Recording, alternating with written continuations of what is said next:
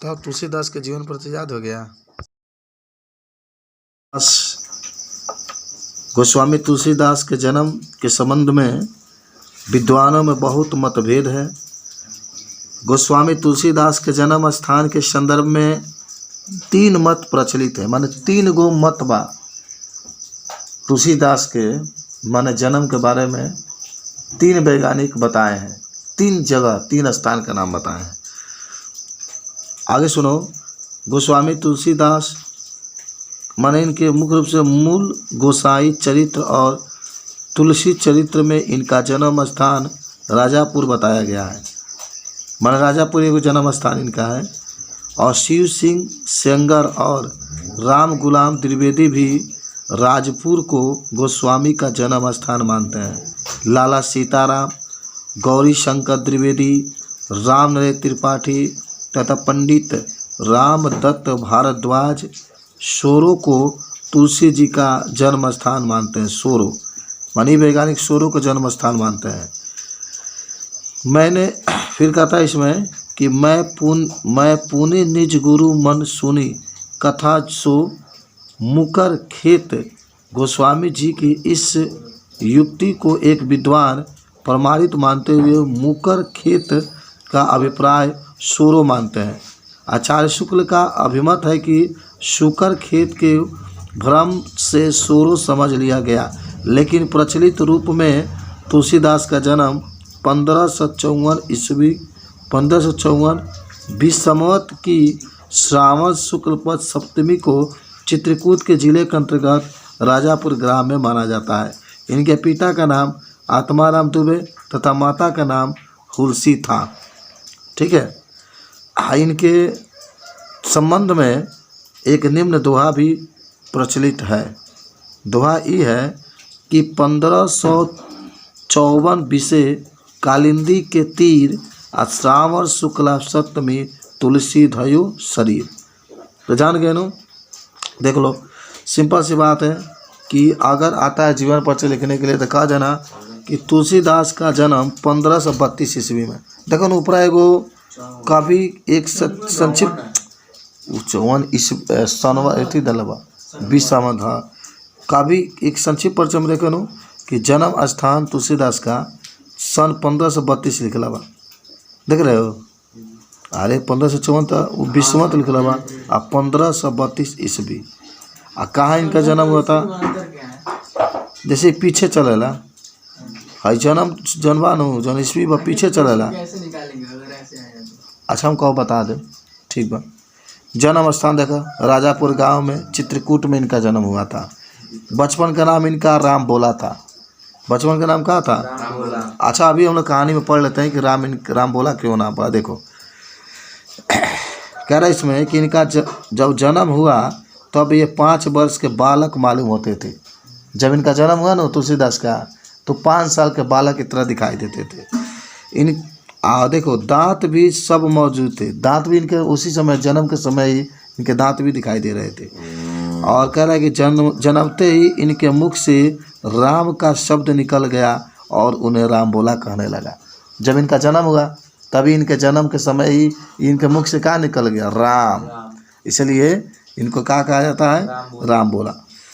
आगे फिर कह रहा है इसमें कि आश्चर्यचकित होकर उन्हें राक्षस समझकर माता पिता द्वारा त्याग दिए जाने के कारण इनका पालन पोषण, देखो इनके माता पिता इनको राक्षस समझते थे। क्या है? जब जन्म हुआ ना तो जन्म के समय इनके दांत वगैरह सब था, 5 साल की तरह दिखाई देते थे। तो माता पिता इनको राक्षस समझ कर छोड़ दिए।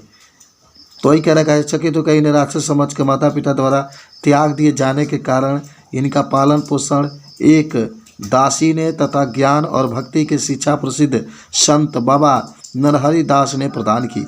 इनका विवाह रत्नावली के साथ हुआ था। ऐसा प्रसिद्ध है कि रत्नावली के फटकार से ही इनके मन में वैराग उत्पन्न हो गया। कहा जाता है कि एक बार पत्नी द्वारा बिना बताए ही मायके चले जाने पर प्रेम आतुर का मतलब होता है प्रेम में आतुर तुलसीदास अर्धरात्रि में आधी तूफान का सामना करते हुए अपने ससुराल जा पहुँचे और जाकर कहे पत्नी ने उसके लिए उन्हें बहुत फटकार कर उन्हें वैराग हो गए।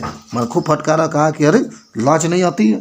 पीछे पीछे चले आते हो, शर्म नहीं आती है? फिर इनके बाद काशी के विद्वान शेष स्नातन ने तुलसीदास ने वेद वेदांत का ज्ञान प्राप्त किया और इनके तीर्थों का भ्रमण करते हुए राम के पवित्र चरित्र का गान करने लगे।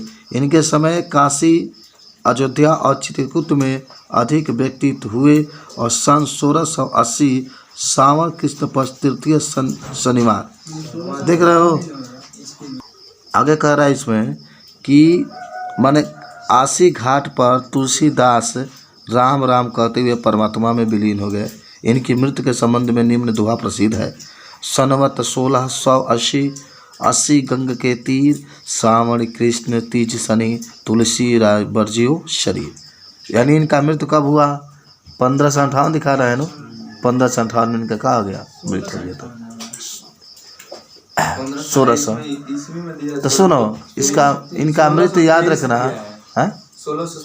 हाँ 1623 ईस्वी में मृत्यु हुआ था। 1532 में जन्म, 1623 में मृत्यु, 91 वर्ष से जिए थे, याद करो 91। सुनो ये राम के भक्त थे। किसके भक्त थे आता है प्रश्न में। तुलसीदास किसके भक्त थे? राम के भक्त थे।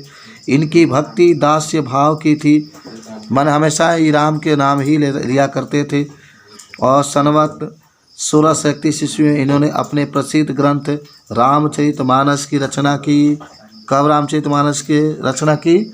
सनवत 1631 में, सनवत 1631 में। आगे कह रहा है कि इनके इस ग्रंथ में विस्तार के साथ राम के चरित्र का वर्णन है। माने रामचरित जो मानस से लिखे हैं ये महाकाव्य है, जिसमें राम के अच्छाइयों को, राम के गुणों को बारे में अध्ययन किया गया है। तुलसी के राम में शक्ति और शील और सौंदर्य तीनों गुणों का अपूर्व सामंजस्य है। मानव जीवन के सभी उच्च आदर्शों का समावेश करके इन्होंने राम के मर्यादा पुरुषोत्तम बना दिया। रामचरित बड़ा ही लोकप्रिय ग्रंथ है, याद करना। क्यों पूछा कि रामचरितमानस को किसने लिखा है? तो तुलसीदास ने लिखा है।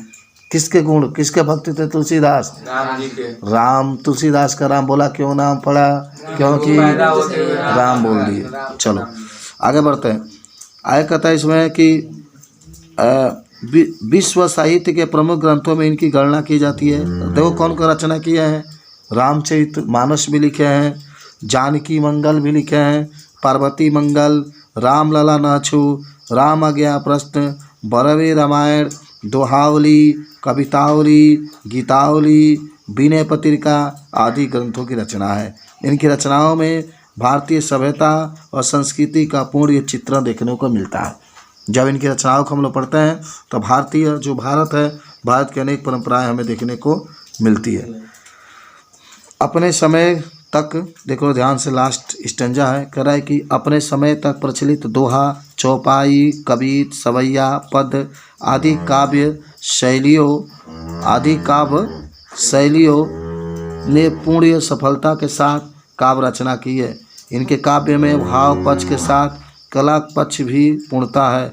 उसमें सभी रसों का आनंद प्राप्त होता है। स्वाभाविक रूप से ये सभी प्रकार के अलंकारों का प्रयोग करके तुलसी ने अपनी रचनाओं का वर्णनात्मक बना दिया है। इनकी ब्रज भाषा तथा अवधी भाषा पर परस्पर अधिकार था। कवितावली, गीतावली, विनय पत्रिका आदि रचनाएं ब्रज भाषा में है और रामचरितमानस अवधी में है। देख लो, याद कर लो। प्रश्न पूछता है कि रामचरितमानस जो है किस भाषा में लिखा गया है, तो क्या कहोगे? अवधी भाषा में लिखा गया है। आगे अवधी में साहित्यिक रूप प्रदान करने के लिए उन्होंने संस्कृत शब्द का भी प्रयोग किया है, पर उसमें कहीं भी दुर्लभता नहीं आने गई है। तुलसीदास जी ने अपनी भक्ति भावना की अविरत धारा में हिंदी पाठकों को मंत्रमुग्ध कर दिया है। उनके काव्य की समान जनता के हृदय पर किसी भव्य कवि का प्रभाव नहीं है। हिंदी के सर्वश्रेष्ठ और अमर कवि तुलसीदास की श्रेष्ठ भक्त, ज्ञानी, विचारक, लोकनायक, दार्शनिक और मानव मन के कुशल पारखी है। तुलसीदास जी हिंदी काव्य जगत की अमूल्य धरोहर है। उन्होंने रामचरित महाकाव्य में श्री राम के मर्यादा पुरुषोत्तम चरित्र के अंकन के साथ साथ श्री राम के शिव जी का तथा शिव जी के श्री राम का भक्त प्रदर्शित करके अद्वितीय समन्वय की भावना स्थापित की है। हिंदी साहित्य के इनका योगदान अतुलनीय है। माने हिंदी जगत को जो सेवा किया है, जब तक हिंदी जगत जीवित रहेगा तब तक इनको याद करता रहेगा। समझ रहे हो? बता दो।